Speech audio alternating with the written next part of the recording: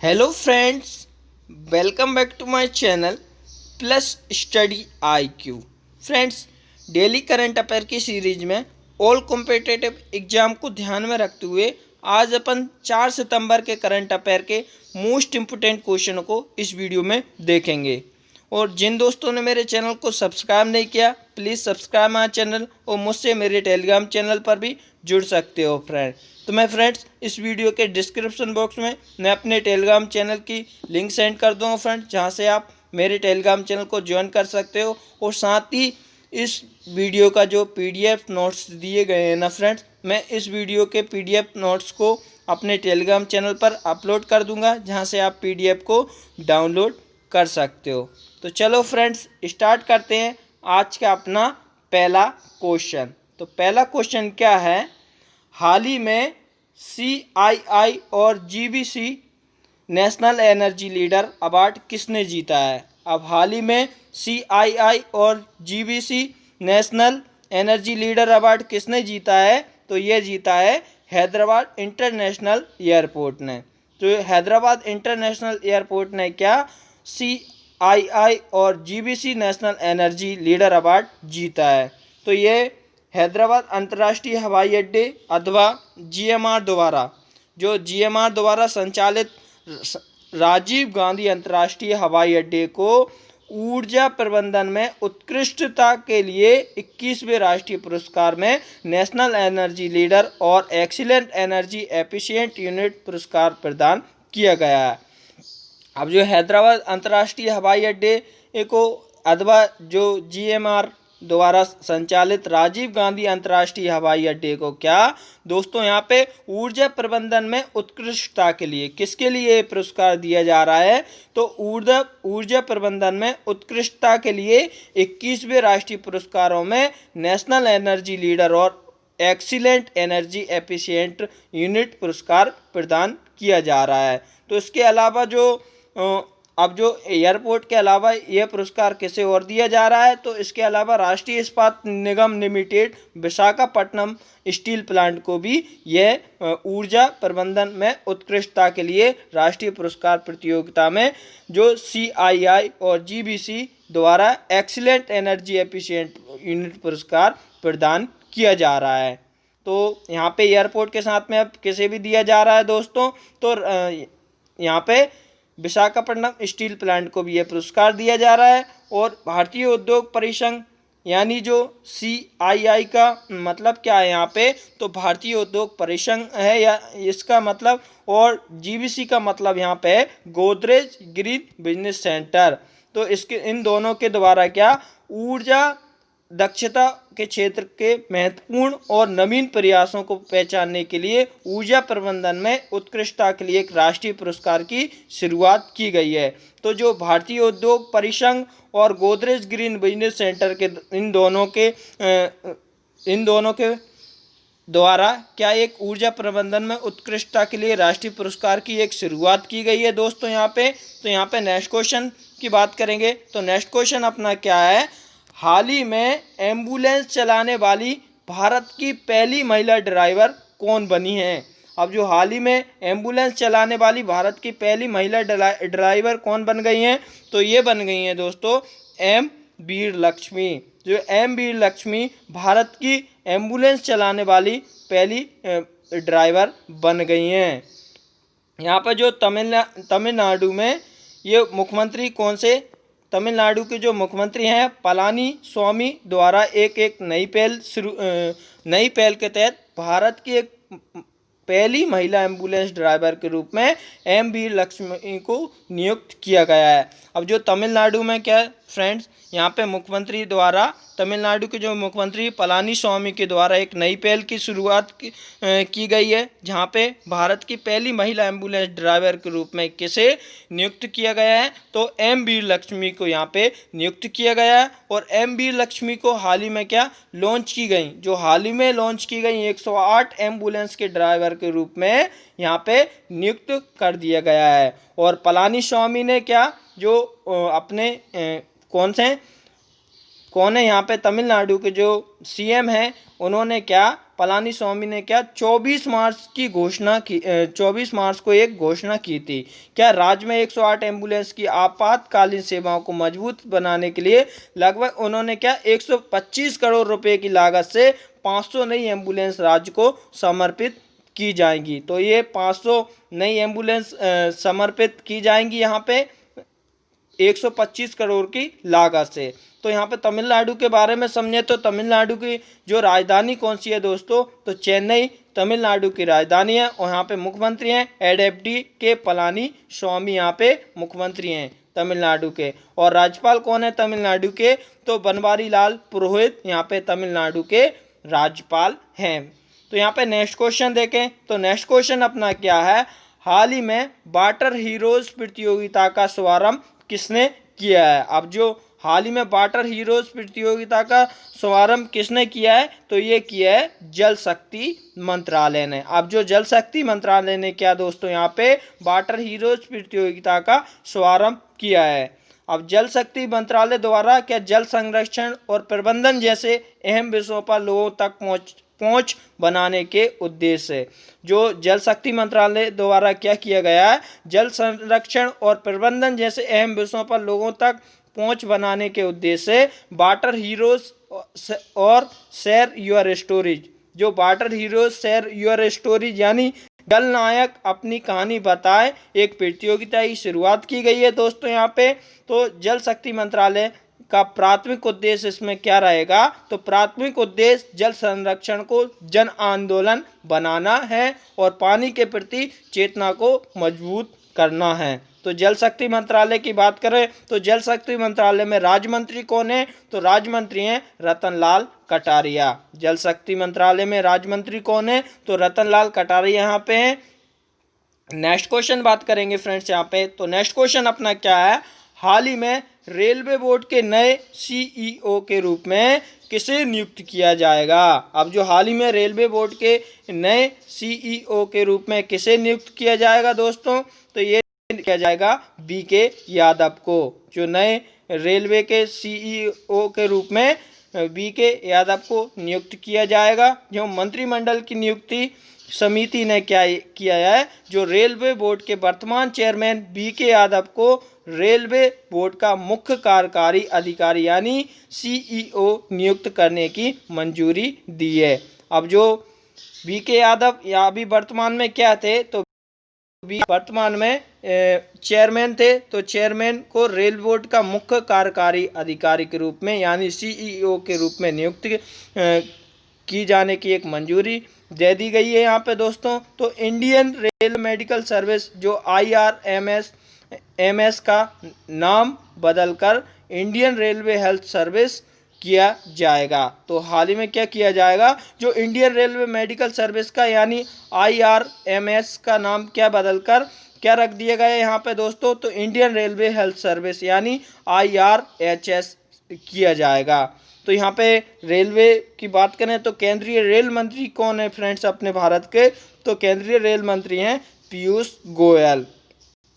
यहाँ पे next question देखेंगे, तो नेक्स्ट क्वेश्चन अपना क्या है, हाल ही में राष्ट्रीय पोषण सप्ताह 2020 कब से कब तक मनाया जाएगा। अब जो हाल ही में राष्ट्रीय पोषण सप्ताह 2020 कब से कब तक मनाया जाएगा दोस्तों, तो ये मनाया जाएगा 1 से 7 सितंबर तक।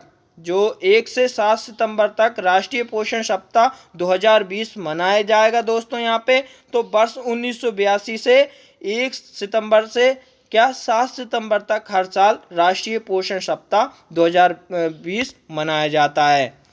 तो जो कब से मनाया जा रहा है दोस्तों यहाँ पे, तो वर्ष 1982 से ये लगातार पोषण सप्ताह मनाया जा रहा है। तो ये 1 सितंबर से हमेशा 7 सितंबर तक हर साल राष्ट्रीय पोषण सप्ताह के रूप में मनाया जाता है। तो इस बार भी जो पोषण सप्ताह 2020 भी 1 सितंबर से 7 सितंबर के बीच में मनाया जा रहा है। और जिसे खाने पीने के जो चिकित्सीय प्रभावों के बारे में जागरूकता बढ़ाने के लिए एक महत्वपूर्ण समय माना जा सकता है। तो जो खाने पीने के जो चिकित्सीय प्रभाव के बारे में जागरूकता बढ़ाने के लिए ये सप्ताह मनाया जाता है दोस्तों। यहाँ पे तो राष्ट्रीय पोषण सप्ताह 2020 के कार्यक्रम को भारत सरकार की महिलाओं और बाल विकास मंत्रालय यानी WCD के अंतर्गत आने वाले खाद्य और पोषण बोर्ड द्वारा आयोजित किया जाता है। तो ये किसके द्वारा आयोजित किया जाता है? तो ये कार्यक्रम जो राष्ट्रीय पोषण सप्ताह 2020 के कार्यक्रम को भारत सरकार की जो महिलाओं और बाल विकास मंत्रालय के अंतर्गत आने वाले खाद्य और पोषण बोर्ड, कौन सा? खाद्य और पोषण बोर्ड के द्वारा आयोजित किया जाता है। तो यहाँ पे महिला और बाल विकास मंत्री की बात करें तो कौन है यहाँ पे? तो स्मृति ईरानी यहाँ पे महिला और बाल विकास मंत्री हैं दोस्तों। यहाँ पे नेक्स्ट क्वेश्चन देखेंगे तो नेक्स्ट क्वेश्चन क्या है अपना? तो हाल ही में ग्रीन टर्म अहेड मार्केट का शुभारंभ किसने किया है? अब हाल ही में ग्रीन टर्म अहेड मार्केट का शुभारंभ किसने किया है दोस्तों? यहाँ पे तो ये किया है केंद्रीय ऊर्जा मंत्री RK सिंह ने। जो केंद्रीय ऊर्जा मंत्री RK सिंह ने क्या किया है? ग्रीन टर्म अहेड मार्केट का शुभारंभ किया है। तो जो केंद्रीय विद्युत तथा क्या नवीन एवं नवीनीकरण ऊर्जा राज्य मंत्री स्वतंत्र प्रभार है इनका। तो राज्य कुमार सिंह ने क्या नई दिल्ली में एक विद्युत क्षेत्र में पूरे देश के लिए ग्रीन टर्म अहेड मार्केट का शुभारंभ किया है। जो केंद्रीय विद्युत तथा नवीन एवं नवीनीकरण ऊर्जा राज्य मंत्री है ना, कौन? जिनका राज्य कुमार सिंह ने क्या एक नई दिल्ली में क्या विद्युत क्षेत्र में पूरे देश के लिए ग्रीन टर्म अहेड मार्केट का शुभारंभ किया है। तो जो GTAM यानी ग्रीन टर्म अहेड मार्केट नवीनीकरण ऊर्जा क्षेत्र के लिए विश्व का मार्केट का पहला विशेष उत्पाद है। जो GTAM यानी ग्रीन टर्म है, ग्रीन टर्म अहेड मार्केट जो नवीन ऊर्जा क्षेत्र के लिए क्या विश्व का मार्केट का पहला विशेष उत्पाद है फ्रेंड्स यहाँ पे। तो नेक्स्ट क्वेश्चन की बात करेंगे, मोस्ट इम्पोर्टेंट क्वेश्चन आज की वीडियो का। तो जो हाल ही में जारी ग्लोबल इनोवेशन इंडेक्स 2020 में भारत का कौन सा स्थान रहा है? अब जो ग्लोबल इनोवेशन इंडेक्स 2020 में भारत यानी इंडिया का कौन सा स्थान रहा है दोस्तों? तो ये रहा है 48वां। तो 48वां स्थान रहा है कौन सा? ग्लोबल इनोवेशन इंडेक्स 2020 में भारत का स्थान 48वां रहा है। जो भारत पहली बार वैश्विक नवाचार सूचकांक, जो भारत में जो पहली बार क्या वैश्विक नवाचार सूचकांक यानी ग्लोबल इनोवेशन इंडेक्स में 4 पायदान चढ़कर 48वें स्थान पर पहुंचकर शीर्ष 50 देशों के समूह में शामिल हो गया है। तो इंडिया क्या शीर्ष के जो टॉप के 15 देशों में शामिल हो गया है दोस्तों यहाँ पे। तो 4 पायदान चढ़कर ये 48वें स्थान पर पहुंच गया है और टॉप 50 देशों के समूह में शामिल हो गया है। तो यहाँ पे मध्य और दक्षिणी एशिया के देशों में शीर्ष स्थान पर है। मध्य और दक्षिणी एशिया में जो देशों में शीर्ष स्थान पर हैं। तो ग्लोबल इनोवेशन इंडेक्स 2020 के 13वें संस्करण को विश्व बौद्धिक संपदा संगठन यानी वर्ल्ड इंटेलेक्चुअल प्रॉपर्टी ऑर्गेनाइजेशन यानी कर्नेल यूनिवर्सिटी और इनसीड बिजनेस स्कूल ने संयुक्त रूप से जारी किया है। तो जो ग्लोबल इनोवेशन इंडेक्स के 13वें संस्करण को क्या विश्व बौद्धिक संपदा संगठन, वर्ल्ड इंटेलेक्चुअल प्रॉपर्टी ऑर्गेनाइजेशन और कर्नेल यूनिवर्सिटी और इनसीड बिजनेस स्कूल ने क्या संयुक्त रूप से जारी किया है ग्लोबल इनोवेशन इंडेक्स। तो यहाँ पे ग्लोबल इनोवेशन इंडेक्स 2020 की बात करें तो फर्स्ट रैंक पे कौन रहा है यहाँ पे ग्लोबल इनोवेशन इंडेक्स 2020 में? तो स्विट्जरलैंड देश यहाँ पे फर्स्ट पे है। और सेकंड पे कौन है? तो स्वीडन यहाँ पे सेकंड पे है। और थर्ड पे कौन है दोस्तों? तो ये संयुक्त राज्य अमेरिका यहाँ पे थर्ड स्थान पे है ग्लोबल इनोवेशन इंडेक्स में। और फोर्थ स्थान पर कौन है? तो यूनाइटेड किंगडम यहाँ पे फोर्थ स्थान पे। और फिफ्थ पे है यहाँ पे नीदरलैंड। यहीं 48वें स्थान पर कौन है? भारत दोस्तों। तो नेक्स्ट क्वेश्चन की बात करें तो नेक्स्ट क्वेश्चन क्या है फ्रेंड्स यहाँ पे अपना? तो हाल ही में किस राज्य सरकार ने गंदगी भारत छोड़ो अभियान शुरू किया है? अब हाल ही में किस राज्य सरकार ने गंदगी भारत छोड़ो अभियान शुरू किया है? तो ये किया है मध्य प्रदेश राज्य सरकार ने गंदगी भारत छोड़ो अभियान शुरुआत की है।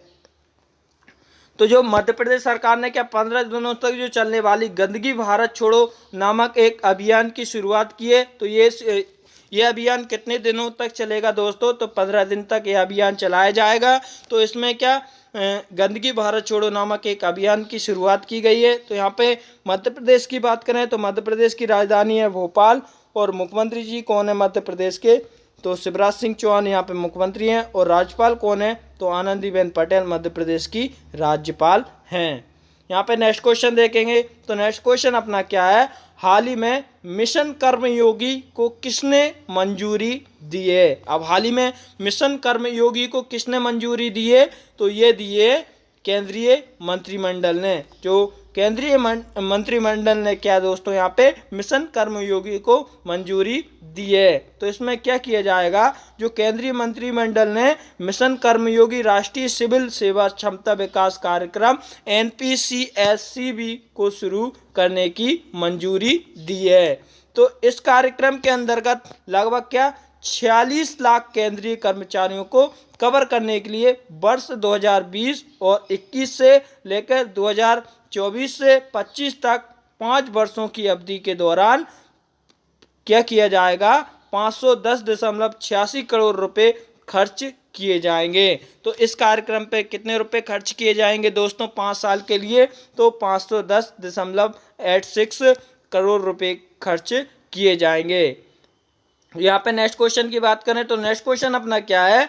हाल ही में किस राज्य में राजभाषा विधेयक 2020 की मंजूरी दी है? तो हाल ही में किस राज्य में राजभाषा विधेयक 2020 को मंजूरी दे दी है?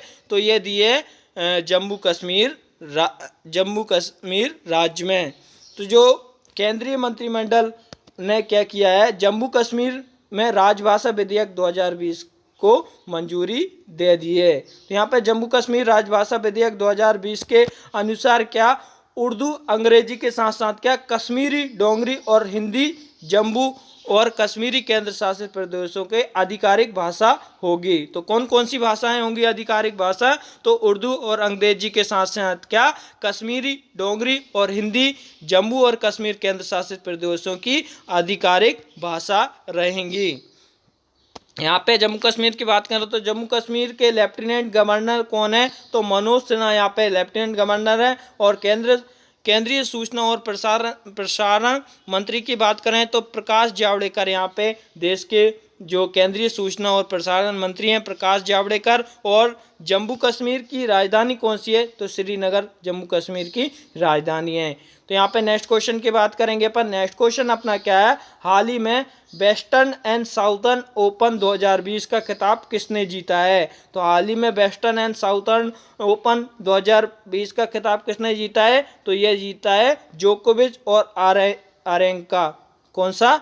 जोकोविच और अजारेंका ने ये पुरस्कार जीता है।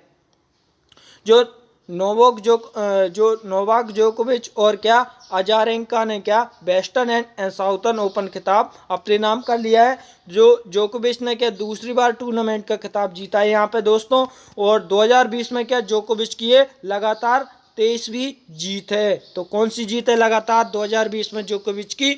तो 23वीं जीत है लगातार। तो ये टेनिस इतिहास के एकमात्र ऐसे खिलाड़ी हैं जिन्होंने सभी 9 ATP मास्टर्स और 1000 खिताब जीते हैं। तो ये पहले दुनिया के क्या पहले एक टेनिस खिलाड़ी बन गए हैं दोस्तों। यहाँ पे इतिहास के एकमात्र ऐसे खिलाड़ी हैं जिन्होंने क्या सभी 9 ATP मास्टर और 1000 खिताब जीते हैं। तो यहाँ पे नेक्स्ट क्वेश्चन की बात करें तो नेक्स्ट क्वेश्चन अपना क्या है? हाल ही में जारी इंटरनेशनल यूनिवर्सिटी रैंकिंग 2020 में कौन सा विश्वविद्यालय शीर्ष पर रहा है? मोस्ट इंपोर्टेंट क्वेश्चन है फ्रेंड्स, ये एग्जाम पॉइंट से पूछा गया है। तो हाल ही में जारी इंटरनेशनल यूनिवर्सिटी रैंकिंग 2020 में कौन सा विश्वविद्यालय शीर्ष पर रहा है? तो ये रहा है दोस्तों यहाँ पे ऑक्सफोर्ड यूनिवर्सिटी क्या शीर्ष पर रहा है। तो इंटरनेशनल यूनिवर्सिटी रैंकिंग 2020 में कौन सा ऑक्सफोर्ड यूनिवर्सिटी विश्वविद्यालय क्या शीर्ष पर रहा है? ये रैंकिंग क्या टाइम्स हायर एजुकेशन संस्था द्वारा जारी की गई है। तो ये किसके द्वारा जारी की गई है दोस्तों? तो ये रैंकिंग टाइम्स हायर एजुकेशन संस्था द्वारा जारी की गई है। तो ऑक्सफोर्ड यूनिवर्सिटी ब्रिटेन में है। तो कहाँ पे है ऑक्सफोर्ड यूनिवर्सिटी? तो ये ब्रिटेन में है दोस्तों। यहाँ पे ब्रिटेन की बात करें तो ब्रिटेन की राजधानी कौन सी है दोस्तों? यहाँ पे तो लंदन ब्रिटेन की राजधानी है। और ब्रिटेन के जो मुद्रा कौन सी है? तो पौंड स्टर्लिंग यहाँ पे मुद्रा है। और राष्ट्रपति कौन है ब्रिटेन के? तो बोरिस जॉनसन यहाँ पे ब्रिटेन के राष्ट्रपति हैं। तो फ्रेंड्स ये इस वीडियो का लास्ट क्वेश्चन था। Thanks for watching. Thank you so much friend. Please like comment and subscribe. Thank you so much friends.